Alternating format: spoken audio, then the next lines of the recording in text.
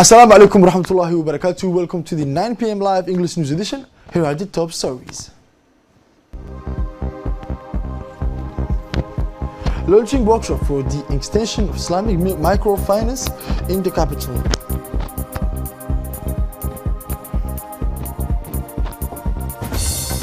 Record humanitarian appeals of $35 billion for 2021 due of the humanitarian. Hello, welcome again. Welcome to our newsroom for having the news in details. The Minister of Health made a statement on the occasion of celebration of the World AIDS Day today, 2nd December, and I quote, "At a time of unprecedented global crisis, World AIDS Day has a special resonance, one of global solidarity and shared responsibility. Global solidarity to end the twin pandemics of HIV and IDMC, COVID-19, and shared responsibility for finding a solution to the difficulties faced by people infected and by the HIV. I would like, before continuing, to pay tribute to all those who have lost their lives to the disease. May Allah have mercy on them and welcome them to His eternal paradise. Ladies and gentlemen, our country, under the leadership of the President of the Republic, His Excellency Mr. Ismail Margele, has always led the necessary action to prevent HIV and provide people living with this virus with the treatment they need, while respecting their fundamental right and dignity. The national response to COVID-19 has ensured the continuation of essential health services, particularly for the most vulnerable population, including those living with HIV virus. During the height of the crisis, we often had to deliver medicines and food to homes. This crisis has highlighted the importance of working hand in hand with other sectors. While the challenges existed long before the arrival of COVID-19, they were accentuated. We now need to intensify our response to HIV/AIDS based on the three pillars of prevention, determination, and treatment. The year 2020 has in many ways been a difficult year, but I remain convinced that together our efforts will win the fight against COVID-19 and HIV. Now, the Ministry of Women and the Family, in collaboration with the State Secretary for Youth and Sport, the Ministry of Labor closed the National Child Week in the CDCs of the capital and the interior regions. The Ministry of Women and Family, accompanied by the SG of the State Secretary for Youth and Sport, Mrs. Khadija Ibrahim, participated in the various affairs of CDCs, PK12, Bahaldaba, Sheikh Musa, in the afternoon of Monday, November 13, 2020. The children participated massively in the various contests and games that were organized on this occasion.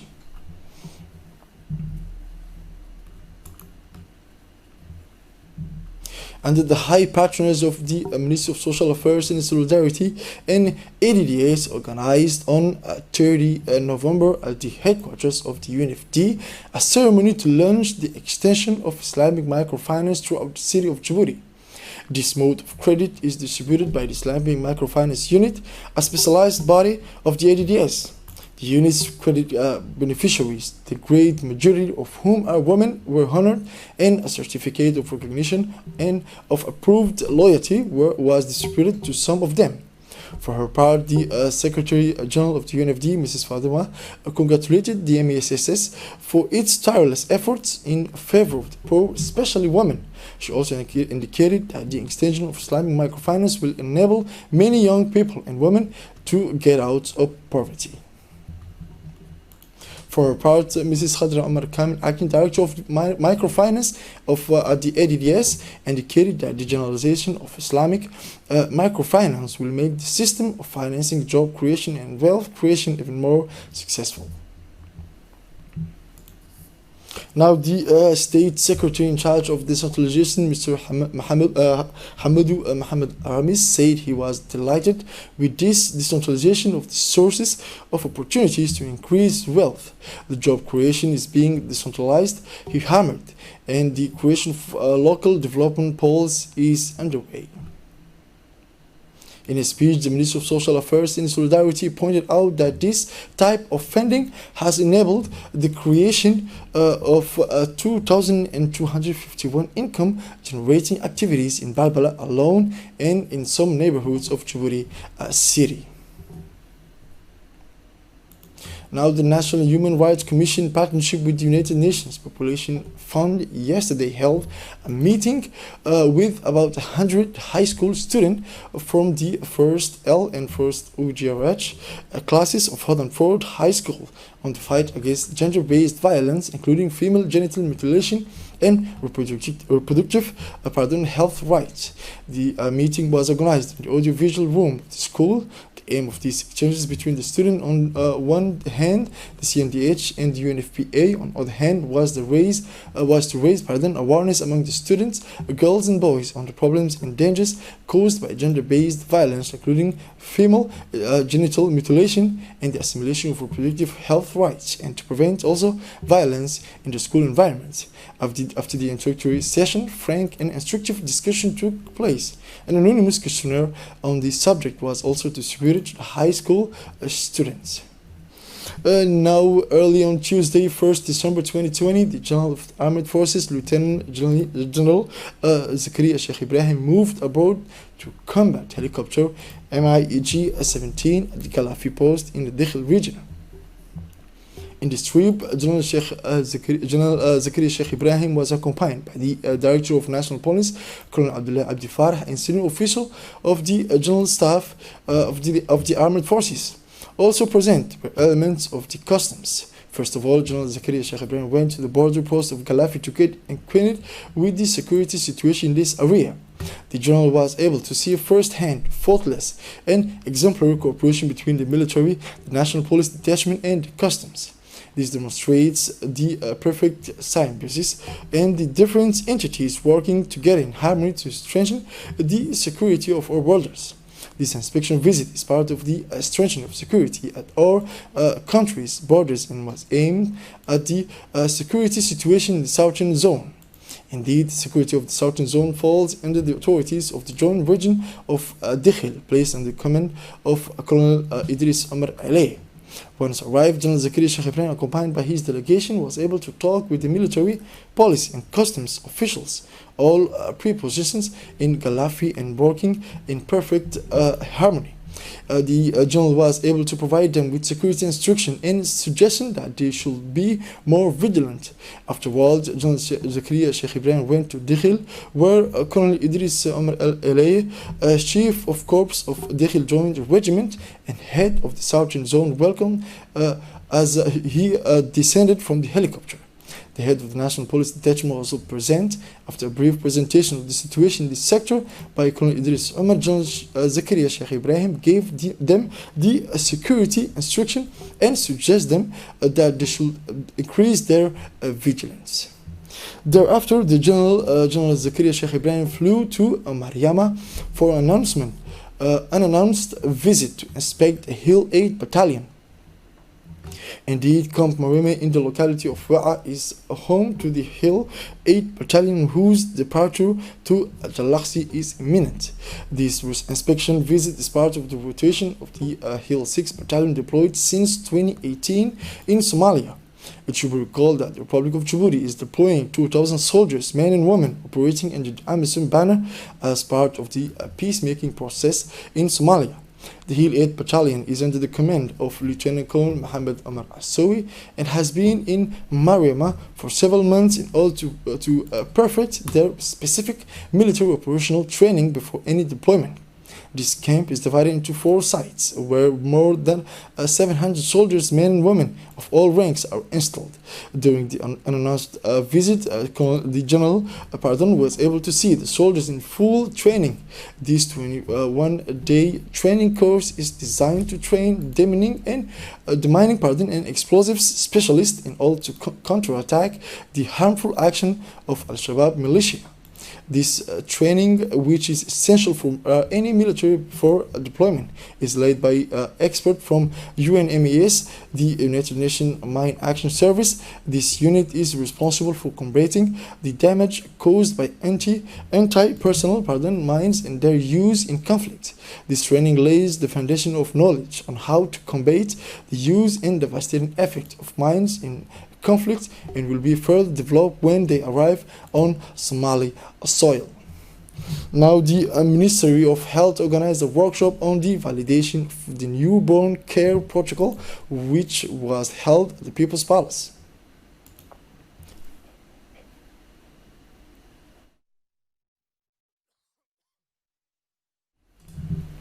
The aim of the workshop was to provide caregivers with an effective tools to provide adequate care to newborns, particularly during the crucial period of the first 28 days after birth, with the support of technical partners such as UNICEF, the UNHCR, the UNFPA, national experts specialized in neonatology have developed a protocol for neonatal care through the choice of efficient decision algorithms and effective treatment regimen, and also harmonize the standardized practices of care for newborns.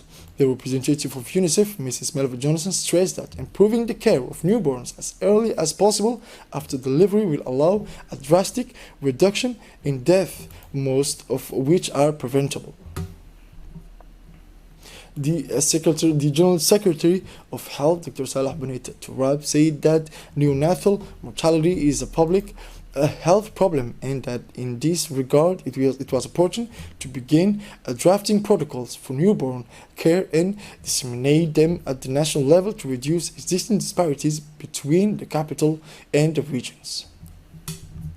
Now, the NPH, in close collaboration with the UNFPA, launched this morning at the Sheraton Hotel the improvement of the legal framework relating to the promotion and protection of rights of people with disabilities. An event which has all its meaning for people living with a disability, because the initiative is likely to strengthen the rights of people with special needs by promoting their safety, health, and well-being. The aim of this event is to boost the motivation of people with disabilities by enabling them to enjoy the right to information, training, and education, including the right to benefit from care and treatment. Protecting and strengthening the rights of people with disabilities is the fight of the Djiboutian government through the implementation of action plans likely to strengthen several legislation and regulatory texts for a more patriotic and social impetus. Nobody should be discriminated against because of their disabilities and their state of health, said Mr. Idris Amoumin, president of the network, to the Association for the Disabled. The Director General of the NPH, the Secretary General of the Ministry of Justice, the President of the Human Rights in Djibouti, the representative of UNFPA, and the representative of UNDP in Djibouti participated in the event. Within the framework of the National Week of the Disabled, a football match was organized to promote disabled sports. The NPH organized this friendly football match with the support of Djibouti Football Federation and the State Secretary for Youth and Sport, between the team of the Somaliland Association for Hearing Impaired and the team of Djibouti Association for the Hearing Impaired. A premiere in Djibouti, the kickoff of the match was given by the State Secretary for Youth and Sport, Mr. Hassan Mohammed Kamil, and the General Director of the NPH, Mr. Ali Said, this afternoon between the two teams, and this in the presence of the Director General of the RTD, Mr. Mahmoud Suleiman Hareh. The match was played between the NPH team and Audel Dif, a club from Somaliland in Audel. On this occasion, the State Secretary for Youth and Sport, Mr. Hassan Mohammed Kamil, commended the efforts of the Director General of NPH, Mr. Ali Said.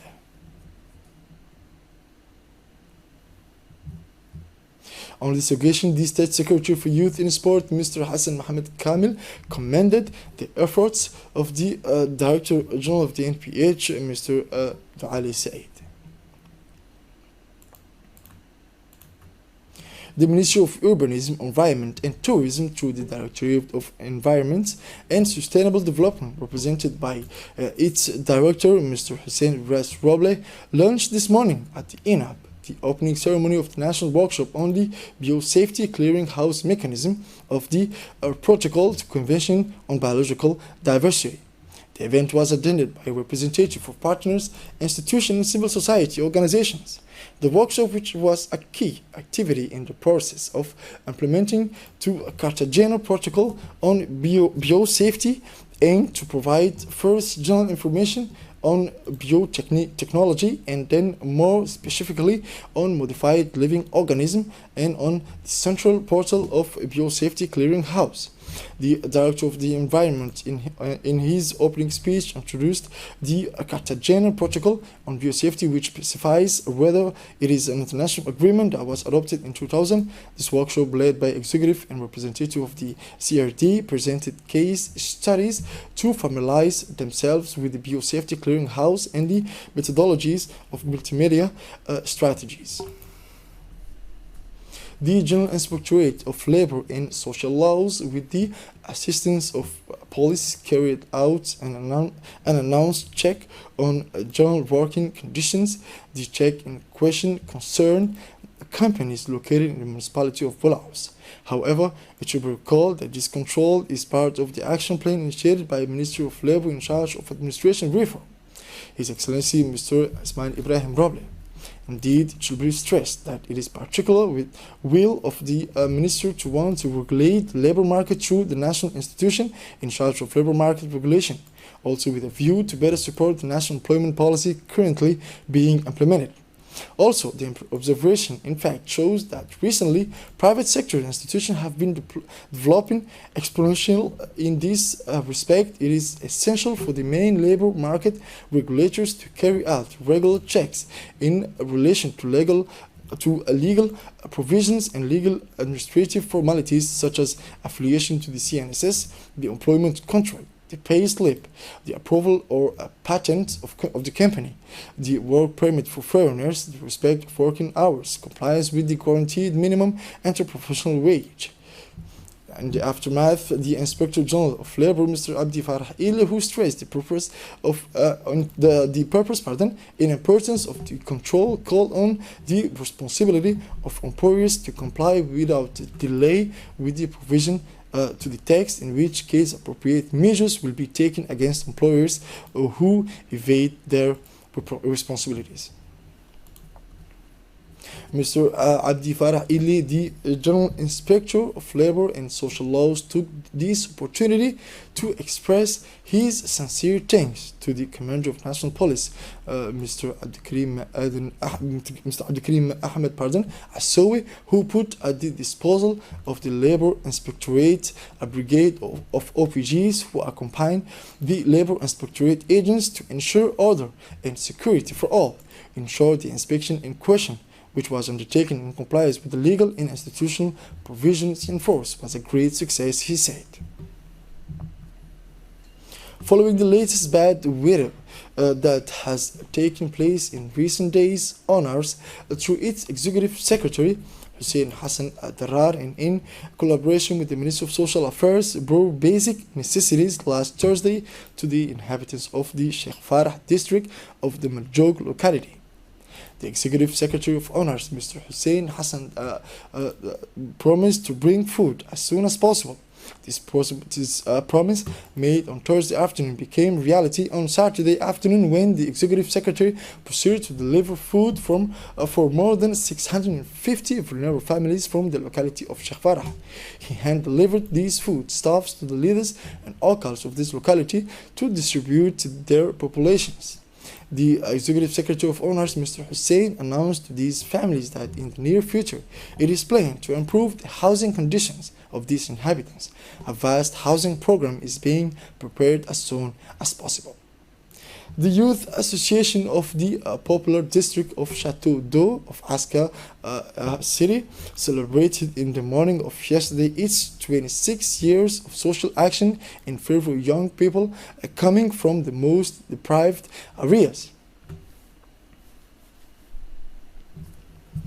The event took place in the large celebration hall of the premises with more than a structure of a local private popular restaurant. As a reminder, the AGCD is a local association that works in the field of mutual aid in favor of the most deprived families.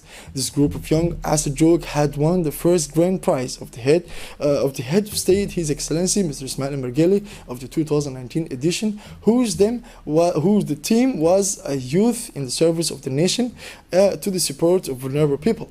It should be noted that the AGCED was set up in November 1994 by young people from the same working class neighborhood, with the sole aim of supporting their peers for socially disadvantaged families. A positive particularly of this association is that it attracts the sympathy of Asajokes from all social categories, of all ages, because of its useful vocation for the most disadvantaged families. As part of the fight against smuggling, following the last 78 hours, a control and patrolling operation was carried out by the Dikhil Riyadh in collaboration with the custom officials in Bandora sector to break the cat smuggling. This operation, under the command of Colonel Idris Omar, the head of the Riyadh Army of Dikhil, in collaboration with the element of Customs Brigade of Dikhil, under the command of Colonel Idris Omar, the head of the Riyadh Army of Dikhil, in collaboration with element of the custom, were successfully carried out. A very important quantity of cat consignment were intercepted, consisting of 28 parcels of cat weighing 70 kilos each, 1960 kilos per day, coming from Ethiopia on the backs of men by runners in the vicinity of Bandora, 15 kilometers from the city of Dikhil. After the seizure, the destruction of these cats took place as usual in the barn of the Riyadh Army of Dikhil, where all these collies were destroyed by a fire. Moving on the international news, as I mentioned on the title, the United Nations on Tuesday launched a record humanitarian appeals for $35 billion. As the pandemic has plunged hundreds of millions of people into poverty and looming famines. With the shock of the COVID-19 pandemic, the number of people in need of humanitarian assistance worldwide will reach a new record, 235 million, a 40% increase in 1 year, according to humanitarian response plans coordinated by the UN. Thus, if all these people lived in a single country, it should be the 5th most populous in the world. Funds requested by the UN and its partners aim to help some 160 million people in 56 countries who are among the most vulnerable to hunger, conflict, displacement, and the consequences of climate change and the pandemic. This is it for this edition of 9 PM. Thank you for watching us and have a wonderful evening.